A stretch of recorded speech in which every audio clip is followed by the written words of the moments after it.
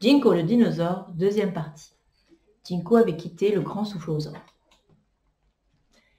Il traversa des marécages survolés par de grands ptérosaures, aux cris rauques, puis s'enfonça dans une forêt épaisse, peuplée d'insectes et de musaraignes qui détalaient en couinant à son approche.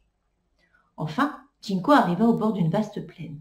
Le cœur battant, il aperçut au loin d'autres iguanodons.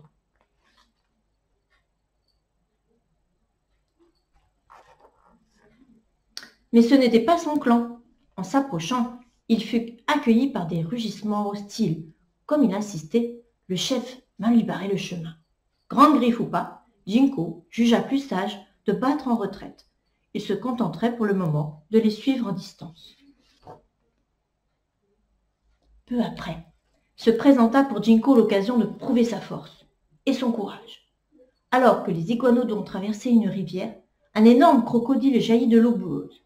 Ses mâchoires se refermaient déjà sur une femelle affolée, quand Jinko se jeta sur lui. D'un coup de griffe, il déchira le ventre du crocodile, qui disparut en se tordant de douleur.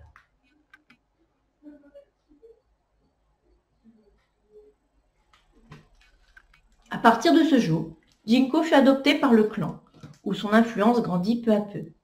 Quelques années plus tard, quand le chef mourut, d'autres mâles se dressèrent face à lui. Mais tous le savaient bien. Jinko était désormais le plus fort. Diriger un clan n'était pas une mince affaire. Il fallait calmer les disputes, chercher sans cesse de nouveaux territoires et se méfier des prédateurs.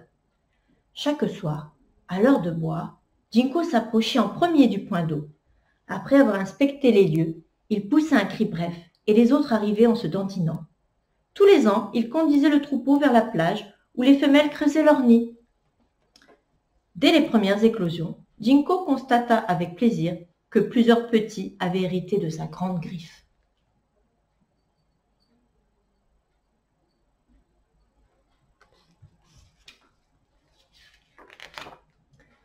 Des générations d'iguanodons vivent le jour sur cette plage. Jinko était vieux à présent. Il mesurait plus de 7 mètres et se déplaçait avec lenteur. Les jours de pluie, ses cicatrices le faisaient souffrir.